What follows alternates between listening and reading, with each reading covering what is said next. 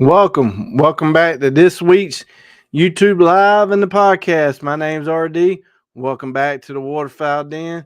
Hopefully, y'all having a good week. It's Easter's coming up this weekend, so we are in the middle of Holy Week. Today's Thursday. Today's Thursday. Today is Wednesday. Man, I wish it was Thursday. Uh, Make it one day closer to the weekend. But hopefully, y'all having a good week so far. Beautiful weather outside. My goodness. If you're got the sunshine that we got on the coastal side of the great states of South Carolina, that's definitely beautiful outside. Um, there is going to be some bad weather coming up. I think maybe Thursday. I think Thursday or Friday of like Tornado Alley kind of way. So we'll talk about that later. But hopefully everybody's doing good. It is the middle of the turkey season for us in South Carolina.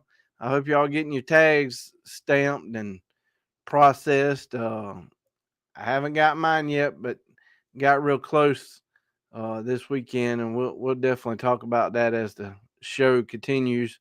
But we're halfway through the season, and hopefully y'all enjoying it. This past weekend, man, we had a cold front come in. We got rain Friday, Saturday, and Sunday. We went from like 80s, mid 80s to Sunday morning. It was 34 degrees with a frost warning. Um, it zipped up them turkeys like they were quiet as a mouse. Saturday we went. Um, we had a ballpark idea where these turkeys have been roosting. Me and a guy, we sneak in, and it's dark, so we setting up. We're like, this is where we're gonna sit for a little bit. We're just gonna let it play out, and we sitting there probably about an hour in.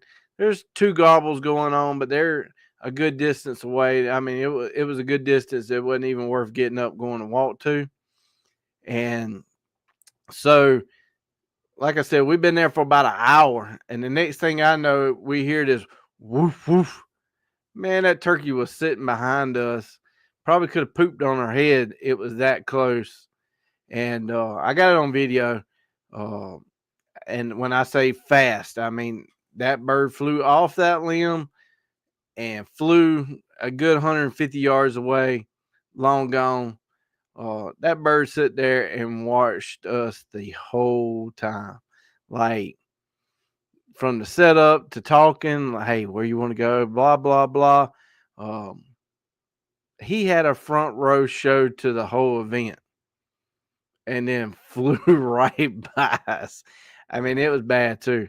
Would have got up and at least went to try to go cut him off, but where he flew to was on a adjacent property, and there wasn't no use to even attempting. Hey Jay, I know Jay was successful at harvesting a turkey this weekend, or yeah, it was this weekend. I don't think it was Monday. Could have been Monday, but in the past 3 or 4 days, Jay has been successful at getting a turkey, and a nice turkey too. So congrats, Jay. So that was Saturday. I did go back Saturday afternoon, didn't hear anything.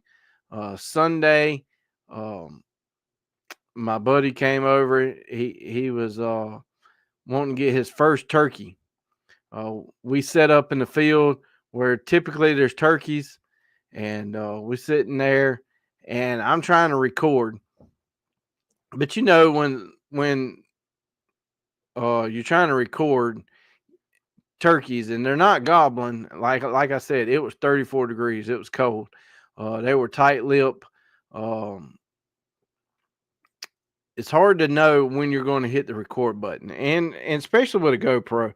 A GoPro is great on getting good video. I tend to probably use my iPhone more often, but the GoPro has its advantages and disadvantages. Disadvantages, they are terrible at low light. like 100% terrible. But for stability, the new GoPro, hey Jeff, the new GoPro, if you take the GoPro, and I know this is an iPhone, but if you take the GoPro and you put horizon lock on, when you hit that record button, it knows if the camera's this way or if the camera's this way. It doesn't matter. Wherever, when you hit that record button with horizon lock on, it doesn't matter if you do like this, if you spinning it, flipping it, it will stay at a horizon lock. So that is one great benefit to a GoPro. But we're sitting there and we're probably I would think an hour in. To the corner of my right is where my buddy was sitting. Out the window of the blind, I could see a hen, and like, don't move. And then there was another hen, and then there he came. Big old Tom came out. Oh my goodness. So in South Carolina, we had a new no Jake killing law at all. So with that being said, the tail feathers has to be completely round. You have to have at least a 6-inch beard. And another way you could tell is by spurs. I mean, if you look and it has spurs, then you know that that's probably most likely more than a 2-year-old bird. So this bird, when I saw it out of the corner of my eye, that joker fanned out. And when he fanned out, I could see it was perfectly round. At this time, he hasn't seen the tom yet because I'm sitting further to the left. And I told him, I said, don't move yet. So the tom gets in the blind spot of the blind where the window wasn't. I told him to get his gun ready. So I said, this is a killable bird. Like 100%, this bird is locked on to that decoy. The bird jumps on the decoy, and the whole time I got my GoPro and I'm recording the turkey, I'm recording my buddy, and I'm moving around, and I have the GoPro set up for duck hunting and turkey hunting. When you hit the record button, the screen goes black. One, that saves on power, and two, especially for duck hunting, it don't give your location away. I mean, if you've seen this big billboard that has a play showing the screen, well, one, it's eating a ton of battery, in that low light with duck hunting, every bird in the world is going to see it. So I keep that off, and I tapped the screen to see if it was on, and it wasn't on. And he pulls the trigger, and the bird stone cold. I'm like, oh my gosh, bro. Your first bird, and didn't even get it on film. I got the film up to us. I got after that, the hens are out there. They didn't know what happened to the tom. And I'm talking about this Salt Creek, because my buddy was using the Salt Creek. I think there were 9s. They could be the 8s. I can't remember. I'd have to look at the box. But they're the 3-inch 12 gauge. I'm talking about stone cold Steve Austin dead. No flop. Them hens didn't know what happened to the tom. They walk over, look at him. They're walking out there. They're making noise. They just walking around in the grass. And I'm like, we're not going out there. Let's don't educate these hens, because educating the hens means they may not bring another tom back into this field. Didn't want to educate them. Just let them move on. We didn't have to go chase the bird, because I'm telling you, you'll see that in the video. I got all that in the video, but they did not get him actual shooting because I didn't hit the record on the GoPro. And I'm like, oh my good rookie mistake.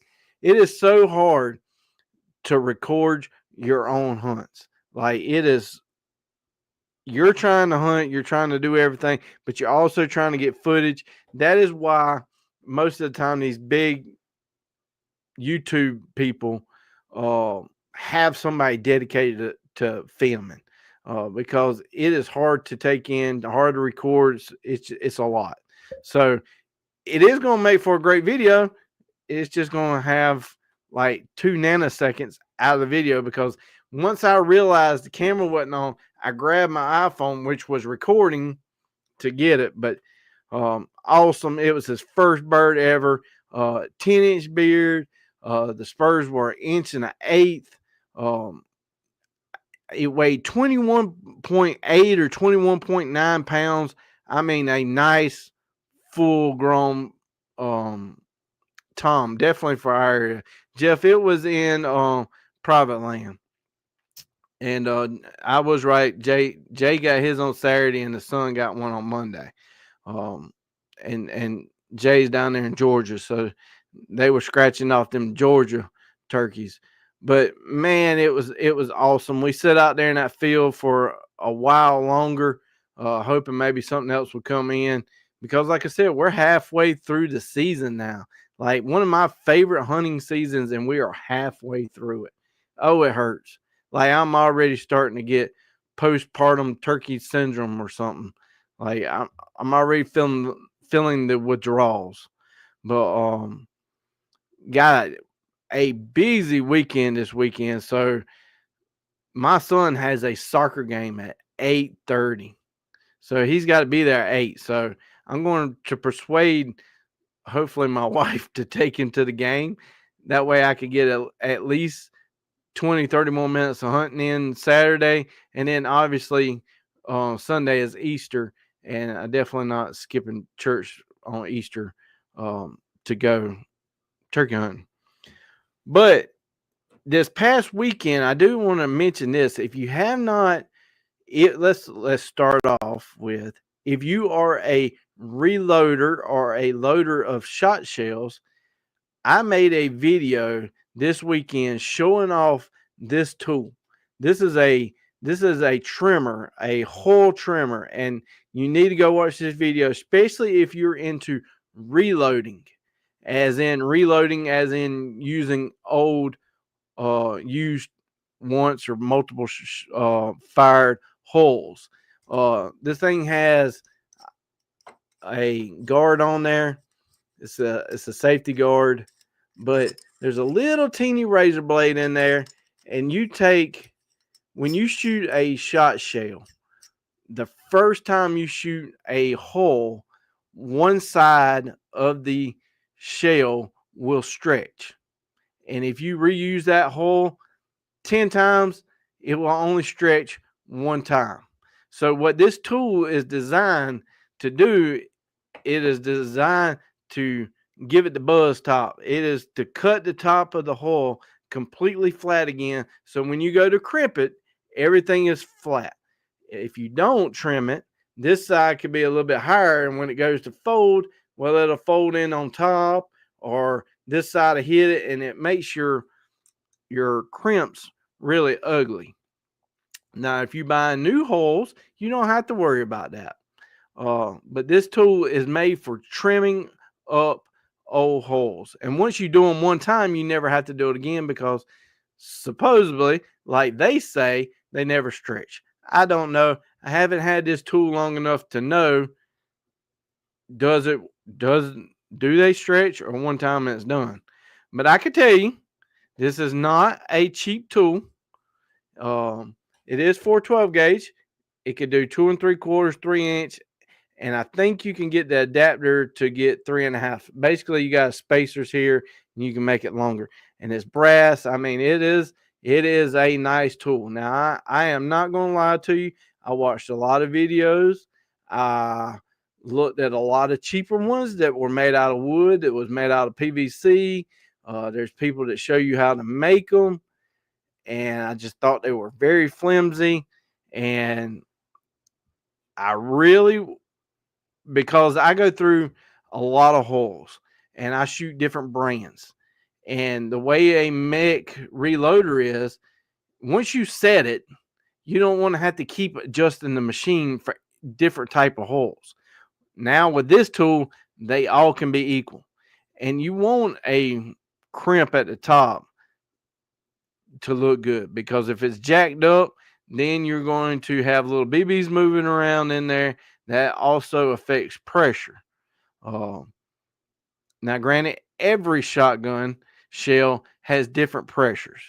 It is hard to make them very, very consistent, but you at least want the ballpark.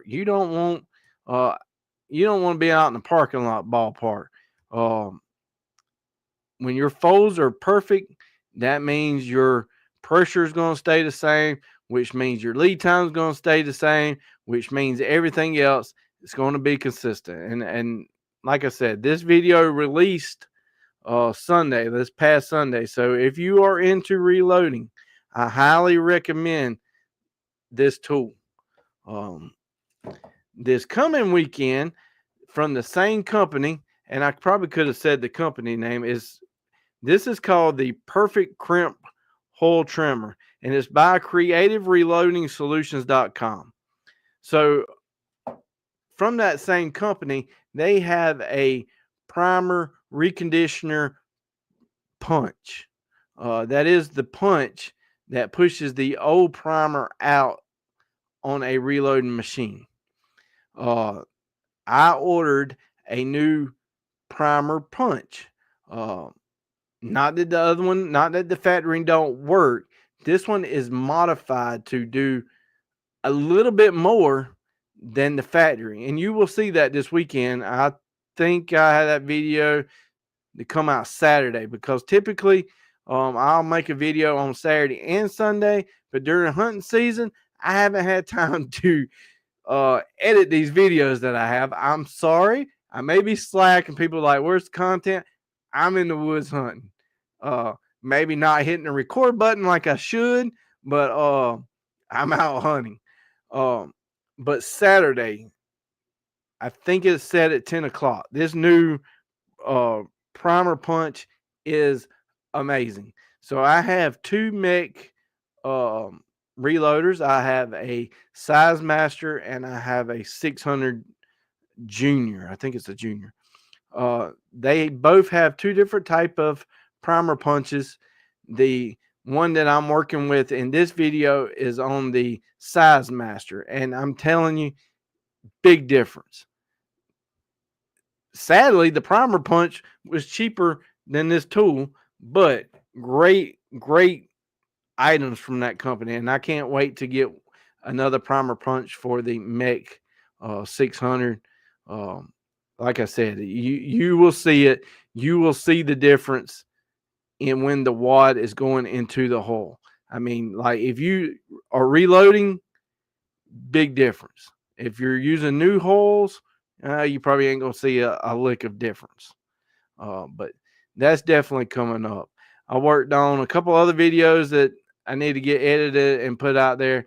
I need to work on the Texas with the Rio, but I'm telling you, like between soccer, work, and turkey hunting, man, it is just this month is flying by. Like it is, I don't know.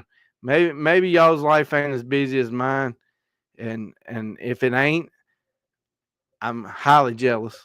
So this weekend, like I said, is Easter Holy Week. Sunday is Easter. So that's going to leave the 26th and 27th weekend. And then our season goes out the 3rd, May 3rd, which is a Saturday. So literally, I got Saturday this weekend, the 26th, and then the 3rd. So we have basically 3 weekends left in South Carolina. We are definitely halfway, and I can promise you, I've been putting in the time on some public land in the afternoons. I am trying to save my private lands. I'm trying not to put pressure on them. I literally been putting them on Sunday because public lands you cannot hunt on Sunday at all. So I try to save my private land for Sunday. That way they're not getting the pressure, and I can hunt them on Sundays, where public I can only hunt Monday through Saturday. So hence my reasoning. But man, I just haven't had any luck on public land. It's either packed or the wind's blowing 950 miles per hour.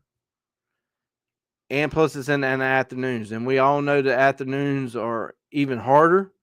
But I still want to get a turkey on public land this year. I just want to get a turkey. I hadn't shot one yet. Well, I'll take that back. I shot one in Rio. I shot the Rio in Texas, but I want to shoot one in South Carolina. So far, I haven't had that opportunity. Came close once, and then obviously I put my buddy on a turkey last week. And when I tell you, and I'm whispering to him, "Hey, Matthew, and I understand, son. I know you understand too. You got two kids wide open in sports too." Uh, but I put him on that birds Sunday, and I'm whispering to him. I'm like, "What are you waiting on? Take the shot." And he's like, "He ain't stuck his neck out yet." I'm like, "Dude, if you don't take this shot, I'm telling you, I'm fixing to shoot this bird." Because at this time, he already hit the decoy. He's already turned, and his tail feathers is facing us. And I'm like, when he turns, you better take the shot because he can run.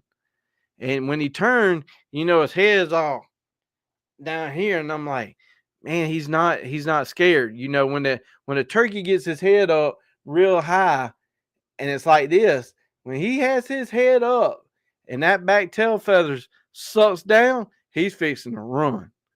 That is him looking, something ain't right. I don't feel comfortable. And when that tail feathers either quit strutting or is completely dropped down, that joker is fixing to take off running. And I promise you, that bird wasn't coming out of that field. And I'm like, if you don't shoot him in the head and the chest area right now, this is going to be your only time, because I'm telling you, I'm fixing to reach for my gun.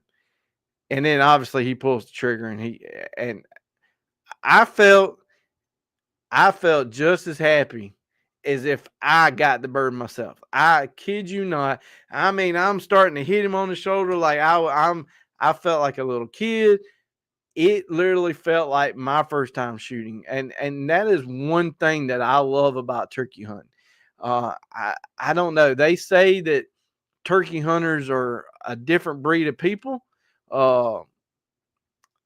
They are the hardest they are the hardest anything there is to hunt. If somebody said, "RD, I want you to take me hunting," I'd be like, "All right, sounds good. What you want to hunt? You want to hunt deer? I can put you on does." I mean, my goodness, anybody pretty much in South Carolina could take somebody and put them on some does. Hands down. I mean, I think that's possible. Duck hunting, a little bit harder, but I could at least take you somewhere and you're probably going to see a bird. You probably can get a firing shot off. Will you get one the first time? Maybe not, but you at least see one or a few. Turkey hunting? Yeah, I got places that got birds and you'll never hear them. They'll be quiet as a mouse. And then you ride by and they're all out in the field. And then you go, it ain't nowhere to be in sight. For a bird that has a pea-sized brain that can see like Superman, that turkey is the hardest thing there is to hunt. And now with the rules that we have in South Carolina, absolutely no toms, that makes it even harder. And plus the population is even harder. So if you ever want to get into hunting, turkeys should be the first one, because that is literally the hardest, I feel, animal to hunt. Jay says afternoons are hard, but if he gobbles at 12, he's very killable. Yeah, Jay, I agree. Afternoons are hard. When I say afternoons, I'm talking 5:30, 6 o'clock afternoons, like going to the roost really late afternoons. And they say if they gobble that late, you're really going to have the chance of getting it. Now, the only time I ever hear birds gobble that late, and when I say that late, it's still 2 to 2.5 hours of sunlight before they ever go to the roost. Usually it's shock gobbles, like thunder and tree limbs falling, and they're like, go, go, like, what was that? Them kind of gobbles. Them are really hard.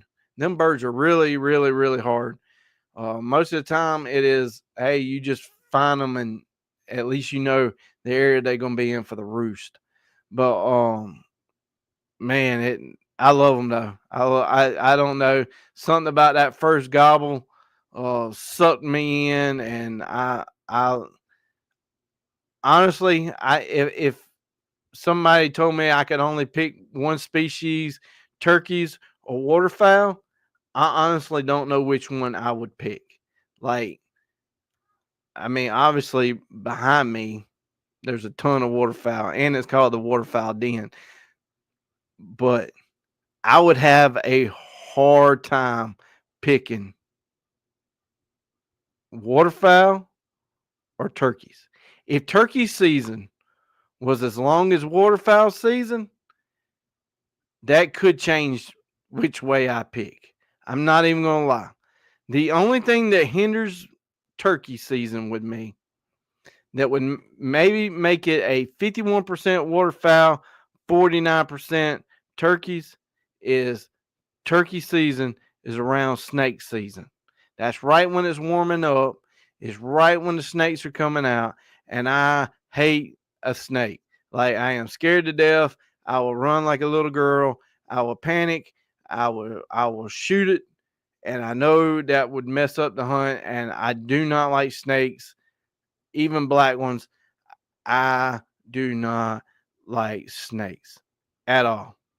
Like, sometimes in the garden, oh my God, oh, that's just a 12-inch earthworm. Like, spiders don't bother me. Other critters don't bother me. The snake, you're on your own. Like, the only time I might not run away from a snake is if I got my kids, and I probably would pick them up and then run. No, Jeff, we do not have a fall season. We used to have a fall season, and that went out many, many years ago. Maybe Jay could answer when South Carolina had a last fall season, because Jay lives 40 minutes maybe across the line. Um, at one time in his younger days, he was hunting both um, states, but I don't know when the last time he hunted both. Whenever you think you know exactly what he's going to do, he will show you that you don't exactly. Like, you going to get down on, you going turkey hunting is like, I'm going to get right here, and that bird's coming over there. I'm going to watch that bird. He's going to come out over there, and the jokers pop out over here. And I mean, they're just like deer. Like, how does a deer move through the woods and you never hear him? How does a turkey, especially a tom, especially when he's with some hens, he's dragging his wings, and like, here they are. Here's two hens and a jake that just walked out on us, literally 15 feet from our right, and we never heard them. How is that? How's that possible?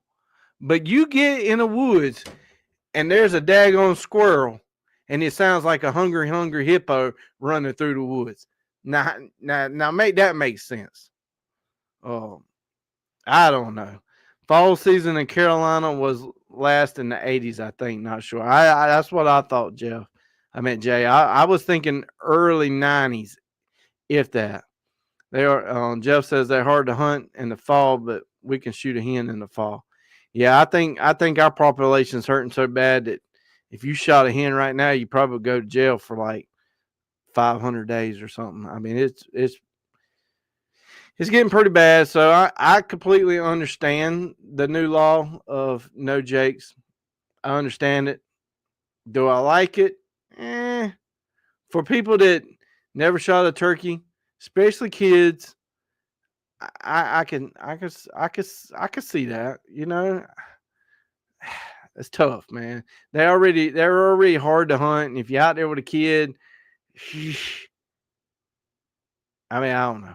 Like I told my buddy when he got that Tom Sunday, a 10-inch beard, um, inch and 8 spurs. I'm like, dude, this is gonna be really hard to beat as your first turkey. Like, this turkey, the way it came in, the way the whole thing went down, this hunt is going to be hard to beat. And we all have hunts like that never leave your memory. I remember my first turkey that I got last year. I hunted many years. This is my 5th season of hunting turkeys, and I just got my first one last year. That's how hard these birds are to kill. And I can promise you, I'm putting the time in. It ain't that I ain't going. I promise you. Uh, I have family support between my wife, my mother, and my mother-in-law, who is, taking care of kids, taking the soccer practice. My mama's taking my son to practice so I can go. Everybody knows that I love this time of year. And like I said, it's the shortest season. Like deer season, my gosh, that's like 4 months long or something. I think it comes in like September all the way to December or something. I mean, it is like the longest season ever. Dove season, super long. Raccoon season, super long. Turkey season, nah, you get 30 days. That's all you're going to get. And out of them 30 days, you got to work and have a life. And it usually falls right during Easter and some kids' games. Jay says, I haven't hunted nearly as much this year because of work. Yep, I know, Jay. I tried to call you boss, tell them they were overworking you. I try to put in a good word for you, but they told me that they needed you. So it is what it is. But hopefully y'all been getting on them. I mean, I know South Carolina's hard. It seemed like statistically what I said last week, I thought that was pretty interesting last week on the statistics and stuff that I found about turkey season, turkey hunting. Definitely seems like there's other states that produce more turkeys better than South Carolina. Just says the turkeys eat pheasant eggs. So right now, pheasants down, turkeys are up. When the turkey population down, the pheasants go up. I don't personally know anywhere in South Carolina that would have pheasants, probably natural, real pheasants. I'm sure there's a plantation somewhere that probably has uh, old school pheasants, but most of the pheasants in South Carolina that I know of are, grown. They're farm raised pheasants to do the stuff. Jay said his wife's phone ain't ring. No, I'm talking about your boss man at work, man. Not that boss man. You need to get on. Is she listening tonight? Because I ain't even gonna say nothing till I find out if she's listening. Yeah, Jeff. Habitat is big too. I mean, South Carolina is like one of the largest growing states. The county that I live in is like one of the largest growing counties in the state of South Carolina. Like, man, when I was a kid, growing up, which I could say 521, which you probably ain't gonna know where 521 is, but it's like Charlotte Highway. Um, as a kid, man, once you got out of the city of my town, which ain't really a city, but once you got out, all you saw was farmlands. Shit, them days are long gone. You got stoplights, you got thousands and thousands of houses. Charlotte is coming down so fast. Um, it is not the habitat that we used to have by any means. She's eavesdropping on Wednesday now. Well, Jay, I don't know what you're talking about. I don't even know why she needs to be eavesdropping because we were not planning anything next year related. So what we were planning was going out to eat buffet again at that Chinese restaurant. That's what we were talking about. Possibly in March of next year as I pick you up as we go somewhere. That's what we was talking about. So you need to get on that agenda so I can come pick you up, that we can go eat Chinese. But yeah, there is definitely more states that have way more birds than South Carolina. And like I said, this year is the first year. We probably will not see results for at least 2 years. Isn't making any difference. I don't know. I feel like it should make a difference. Not shooting any jakes. Um, I hope it makes a difference. I hope that, turkeys make a boom back in South Carolina. I would love for my kids um, to be able to hunt turkeys. My son already wants to go, and if, like I said, turkey hunting is already hard. Um, Turkey hunting with a 8 and 10 year old is even harder, because you either gotta be really still, or you need to be in a blind, which then now you're carrying a blind also and other stuff. So it is even harder. And I greatly appreciate everyone who is trying to take kids hunting. I try to take him as hunting as much as I can, especially waterfowl hunting. It is definitely colder during that. Um, but maybe not killing these jakes will produce more turkeys in the long run, will um, help the population.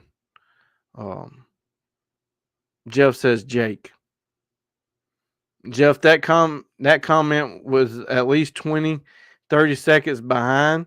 So I probably said something wrong for you to say Jake. So I don't even know. Jay says wish Georgia would do it too. And Georgia follows a lot of states. South Carolina follows a lot of states. So if it picks up in South Carolina, Georgia might do it too. I really wish I could find this. It's just an image. It's just a picture, a JPEG on the computer, but it broke out which states came in early, and it had the dates of each state. It was basically just for turkey hunting. It told you, Florida came in, and then listed each state that you could hunt in. Um, I really wish I could find that picture. I thought I saved it, but I didn't. Uh, it ain't gonna do no good this year, but it would help next year. Just said no misspelling in my own comment, buddy. I will promise you, I will not criticize anybody for spelling, because world's worst. Let's see here. Let me type in this thing over here and see what we can find. Find some facts. Oh man. Crazy week. Like I said earlier, I did mention, weather wise, the next couple of days, if you're in the middle of the country through like Tornado Alley, Texas up to Ohio, which way, you definitely need to be paying attention. Today's Wednesday. I think it was Thursday or Friday. And for some reason, I'm thinking it was Friday in my head when that weather's supposed to be bad. And I can't remember. So if you're in Tornado Alley in the next couple of days, you definitely need to be paying attention, because Chicago area is definitely going to pick up storm-wise up that way. So this starting to begin what we typically know of as spring tornado season. So we are on the cusp of starting severe tornado outbreak. So if you're in anywhere that there are known tornadoes, go ahead and get ready. I tell you, I hate to lose a subscriber or somebody who watches my channels because they wasn't paying attention to the weather. So definitely pay attention to that. Um, this coming weekend, I think for us over here on the East Coast, um, it's supposed to be pretty. It's supposed to be real pretty the next couple of days. Um, I don't even think we got much chance of rain. Yes, let's see. Sunday, Monday, very low, and then maybe in the middle of next week we might get some rain. Um, I am glad to see a lot of these places that were needing the rain um, to get it because there was a lot of places that really suffered for some rain. Um, let's see here. Let me see what I can find. I meant to have some of this. Why did the turkey join the band? I'm just going to leave that out there for a few minutes. Why did the turkey join the band? Because it had drumsticks. Oh, man, the dad jokes. Wow. Is this what this show's came to? Dad jokes? It'd be okay.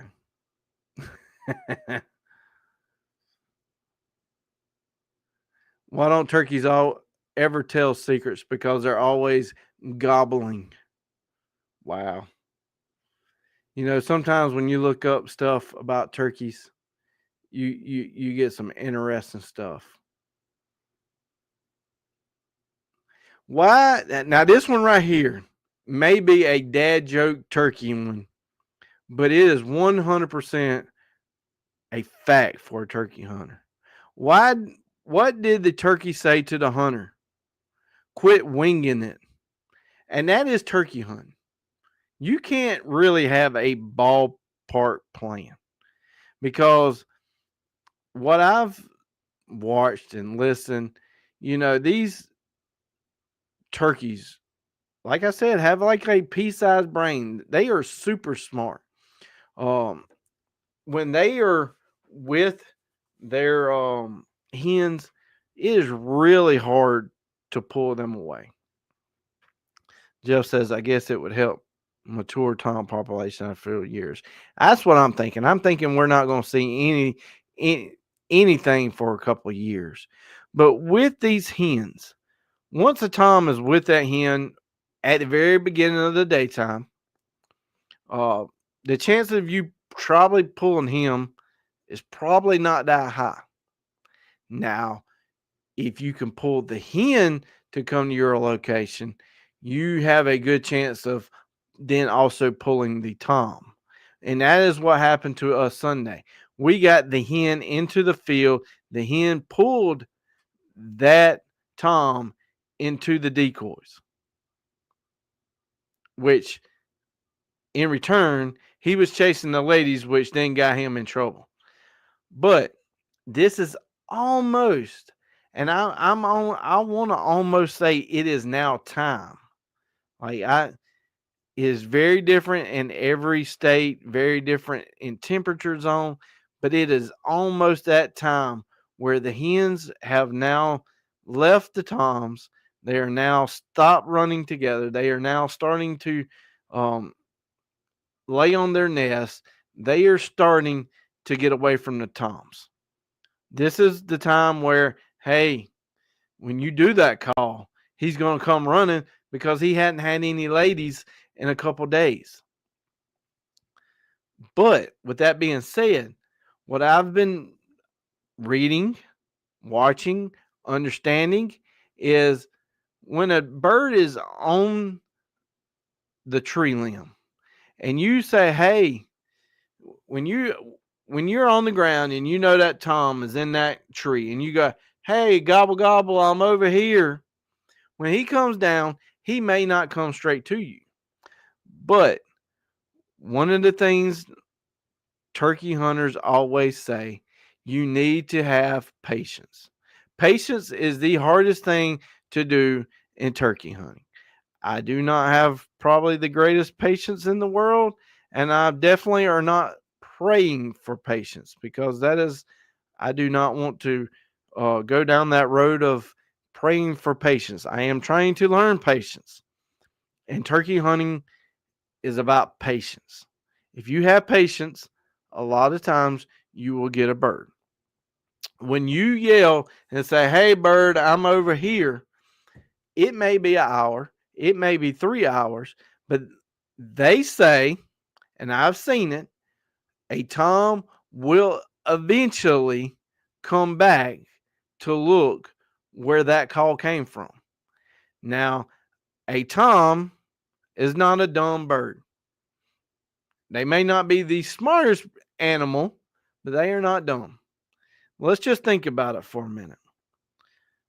Every morning, we're sitting on a tree and we have our ladies beside us. When that lady hits the ground, just like you know your wife's or girlfriend's or whoever's voice, if she's down there on the ground saying, "Hey, it's okay, there's food over here," you're going to know what that voice sounds like.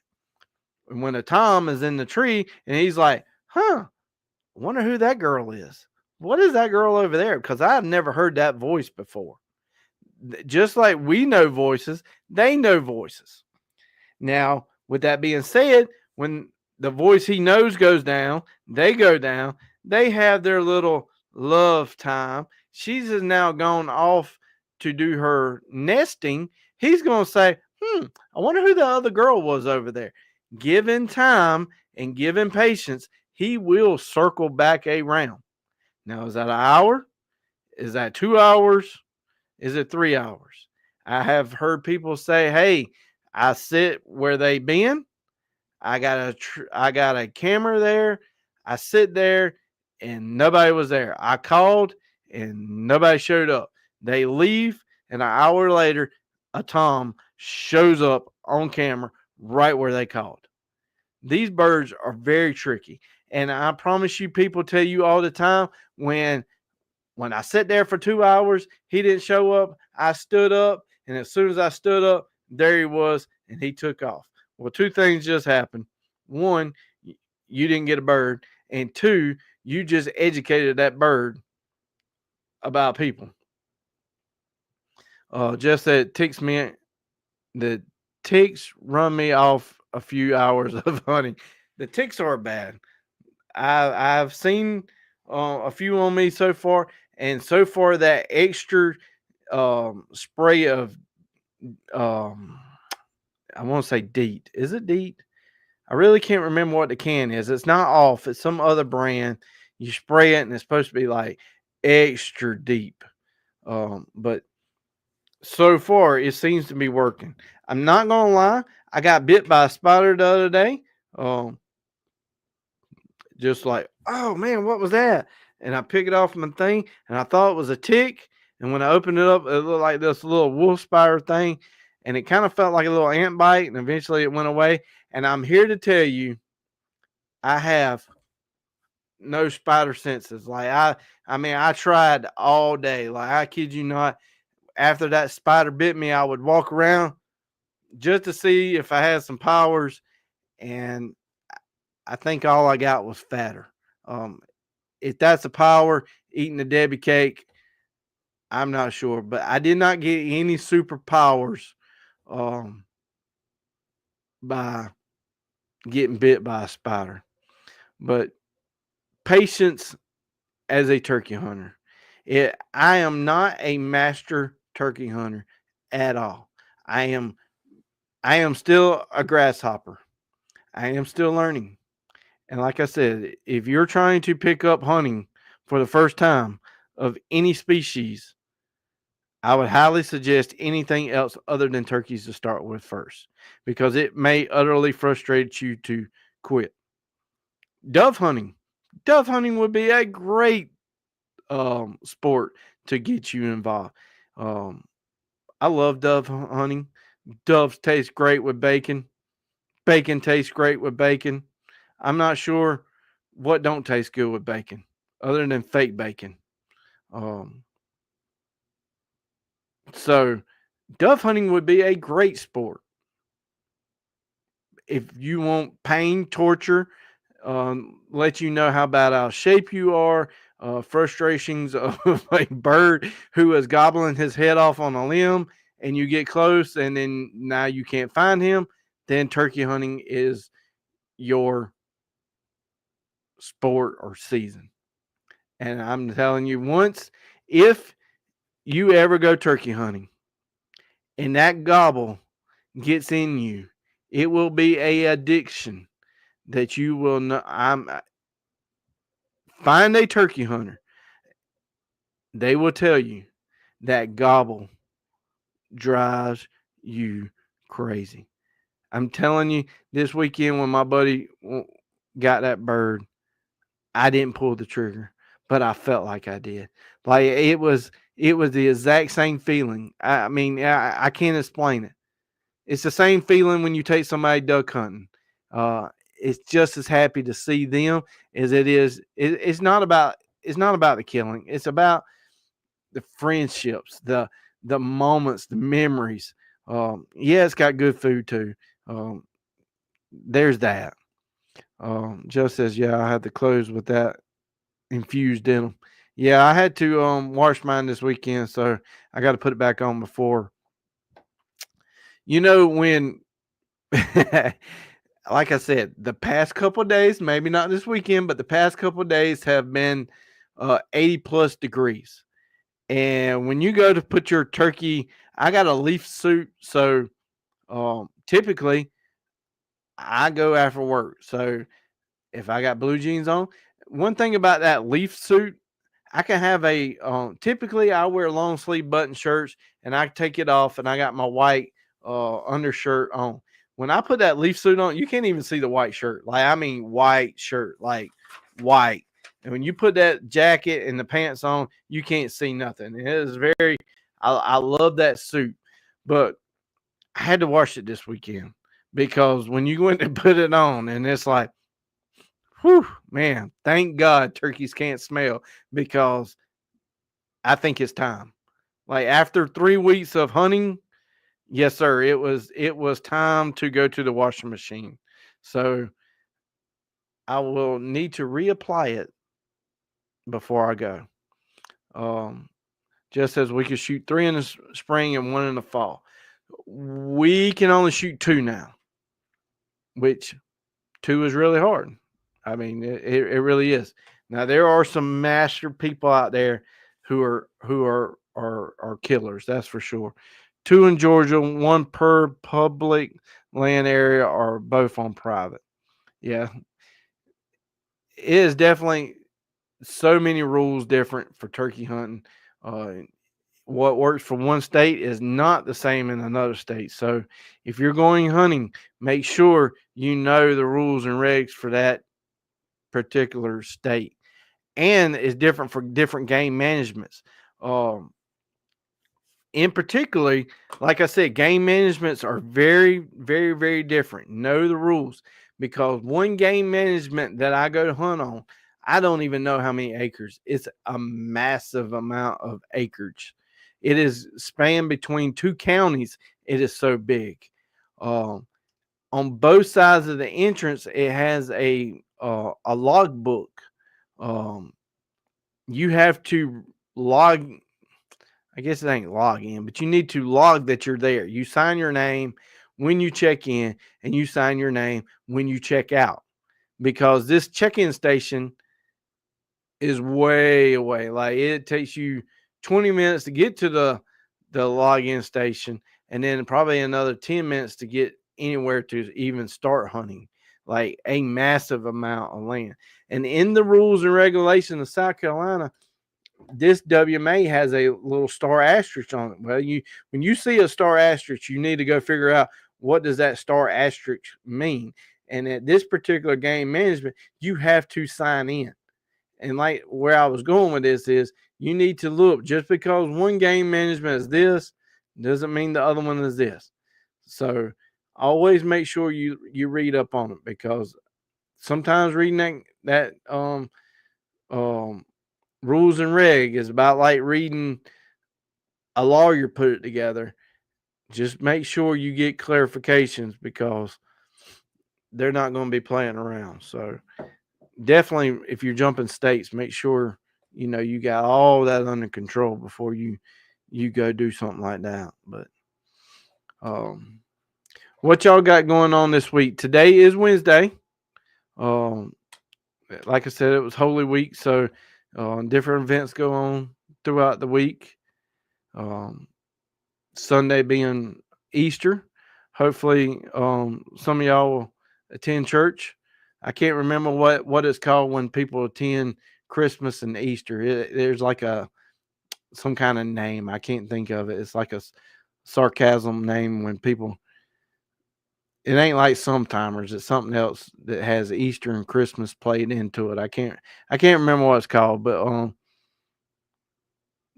Sunday is Easter. I highly um I'm not really wanting to say suggest. Uh, Encourage. That's the word I was looking for. I highly encourage you to attend somewhere Sunday. Take your family, take your friends. Um, Celebrate Easter. It is a remarkable event that went on.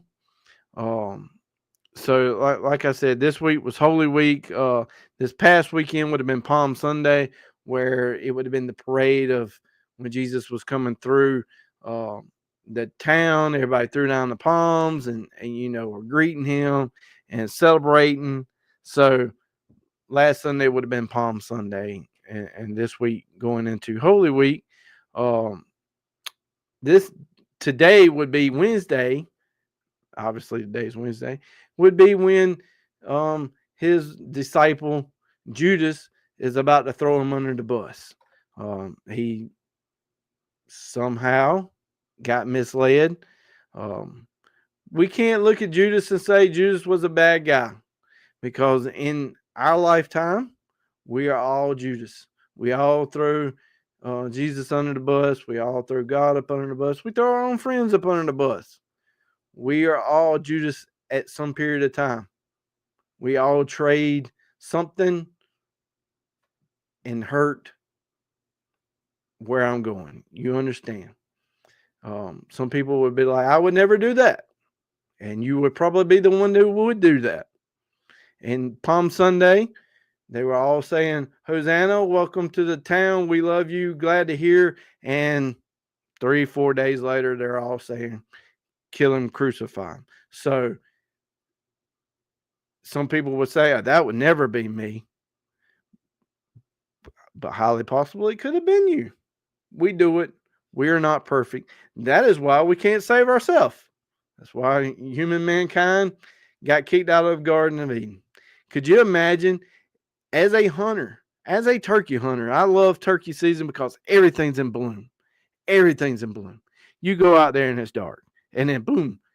Once, as a turkey hunter, and I'm going to say this because I know that there's turkey hunters listening, it is complete silence. Other than maybe an owl, and hopefully you want to hear a gobble. But it's complete silence. No bugs, no birds.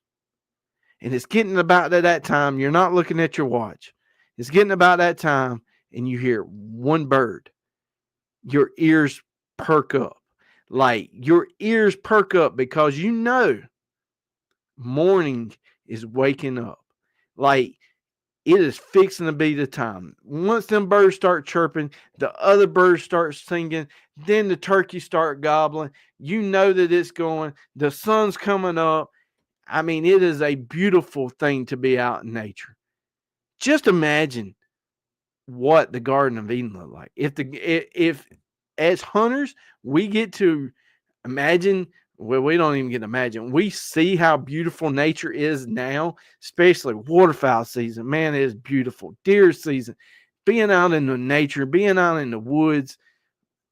That is one of our jobs. We were supposed to take care of all these creatures on earth and take care of earth. Just imagine what the Garden of Eden looked like. But we messed that up. So that is why Jesus came. He came to save us.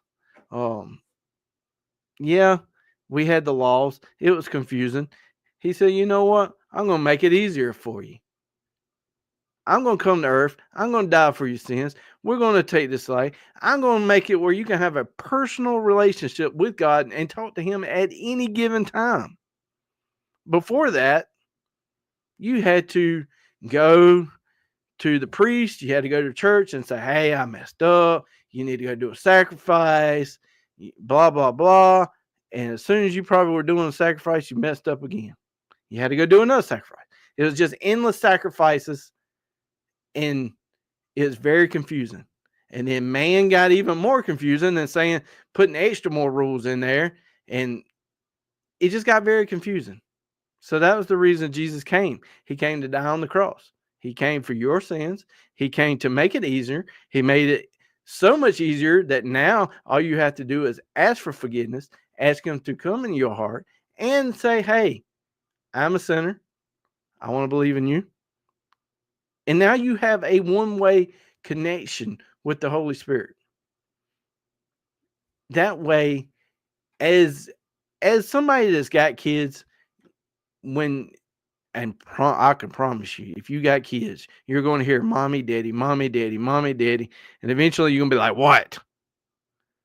But imagine having that heavenly Father that you can say, God, and they say, what, my son? What can I help you with? At any given time throughout the day. I know this is mostly a hunting, but it is Easter Sunday coming up, and it is Holy Week. So today is Wednesday, roughly. We don't know how everything played out, but during this time is when Judas is trading Jesus for silver. And again, and I said it earlier, I would never trade Jesus for silver. Yes, you would. Yes, you do. Yes, I do. I 100% put things in front of God. I've been hunting most of all Sunday. Should I have been in church? Yes, I probably should have. And I completely understand that. But I also understand how great it is to be out in nature. That does a lot for my soul. Like, man, this world is crazy. Like, to get outside and to see the beauty, like, is mind blowing, because Monday through Friday, heck, half the time I don't even appreciate the sunrise. It's let's get to school. So I greatly appreciate hunting. I greatly appreciate everything he does for us. So tomorrow, as tomorrow comes, which will be Thursday, think of supper tomorrow. Think of Thursday is the Last Supper. So when supper time comes tomorrow, take in the consideration. You're sitting with your family. This was him sitting with his best friends. It was his disciples. He was pretty much the teacher. So pretty much like what you would take people turkey hunting. Like you're teaching them the turkey hunt. He was teaching them how to preach. He was teaching them how to be disciples, how to treat people. This is his last supper, would be tomorrow. With that also being said, it is the Last Supper tomorrow, but there was also another event. That event would be him washing their feet. He was the teacher. He put himself below them to wash their feet. We need to put ourselves below other people. We should not look at people on the street corners and say, hey, they're just a slum. I can promise you, I am only like, I don't know, probably 5 paychecks away, and I could live on the side of the streets. I get hurt turkey hunting. I bring, for the most part, most of the money into the family. I get injured or I get hurt. There's a good chance I could be homeless. Don't look at people as homeless. Some of it's mental. It's highly possible. And sadly, some of it is by choice, and that is how they like to live. But that is not for you to decide. Jesus at that time put himself below them. He said, let me wash your feet. And good old guy, my man, he's like, oh no, don't wash my feet. I need my whole body washed. Completely missed it. He missed in saying, oh no, I would never deny you. Never would I deny you. And people today in his situation, we say we would never deny Jesus either. We would never deny God. We would never do anything like that. But I promise you, these missionaries, these people that living in third world countries where people are being held hostage and got a gun up to their head and says, "Hey, if you say you love Jesus, I'm gonna shoot you." If I had my family and I had to make that choice, I probably would say, "No, I don't know who you're talking about." So for him to deny it, we ain't no better. We are the same. Oh, so at that time, he was like, I would never deny you. And he's like, oh, yeah, 3 times you're going to do it. And when the rooster crows, you're going to know it. Well, guess what? He finds out. So as tomorrow comes, think about it when you're eating supper. Think about, hey, this person came, died for my sins. This was the last time that he got to eat. And then going into Good Friday, this is where they beat him. They put the nails in him. They mock him. They spit on him. Oh, you need to be a king. You need a crown. I can promise you, if somebody was beating me, yeah, I'm not taking it for you. I'm sorry. I mean, I might would for my kids. I might would do that to save them, but for most of the world, I'm sorry. I probably wouldn't do it. I'd be like, nah. And especially having the powers that he had. I mean, he had thousands. Just think about it, thousands of angels at his call that he could have called down at any given time that says, wipe them all off. I'm done. I'm not taking this. I'm not doing it. But if that was the case, we would not have the personal relationship that we can have today. It would have not happened. If he wouldn't have done it, today would be totally different. Where I'm sitting at would be totally different. The world would be totally different. So as this week plays on, there's a lot. I mean, a lot to consider. Some people don't believe that Jesus ever come. Some people will be like, I do believe Jesus came. I don't believe he was raised from the dead.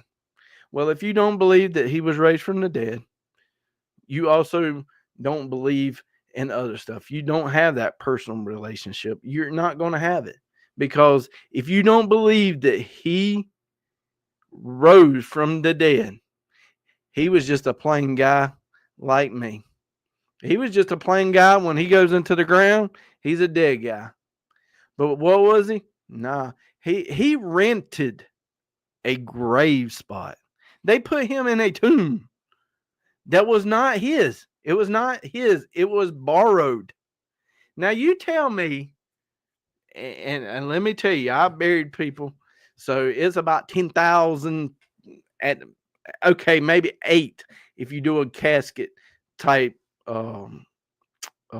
funeral. So $8,000. You're going to put somebody in the ground, and pretty much when you put them there, you expect to come back in about 10 years, 15 years, 20 years, and they're still going to be there. That's not the case. They were needing a place to put his body. And the guy said, you know what? You can use my place right there. You can use that right there, because they knew in 3 days. He said it. He said, I'm coming back. And, where were the men? Where were his friends? Where were the disciples? They were hiding. They were scared. It was the ladies. They were the ones that went down there to check. Where did they take him? That's what she asked. Where'd you take him? Man, they were scared. Understandable.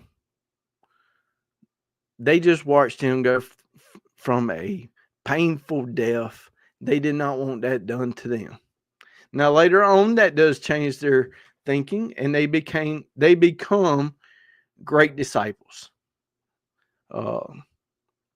So this week with Easter, attend a service, take your family, discuss what Easter means. Like I said, if he didn't raise from the dead, this is just a normal Sunday. If he didn't raise from the dead, there is no hope in it.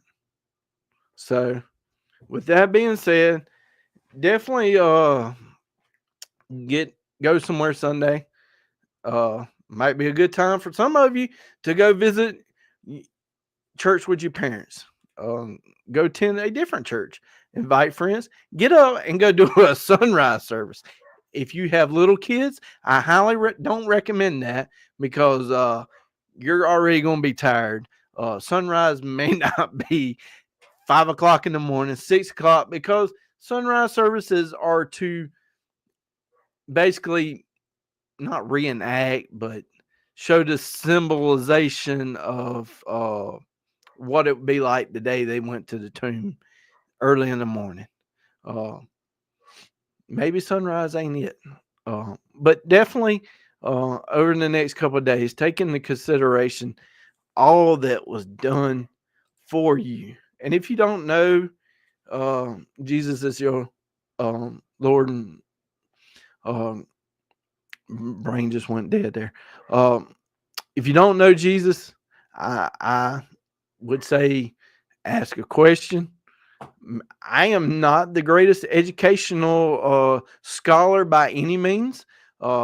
There's plenty of places that find out more information, but now would be a great time to find what Jesus is. So this weekend, while you're out turkey hunting, take in that beauty that has gave before us. Just take in, just as we were talking earlier, how much hard it is to take a tom. How hard turkey hunting is. To see that bird is, I can't, if you never turkey hunted, I can't explain to you the way that turkey just throws his fan out there. So this weekend, take it all in.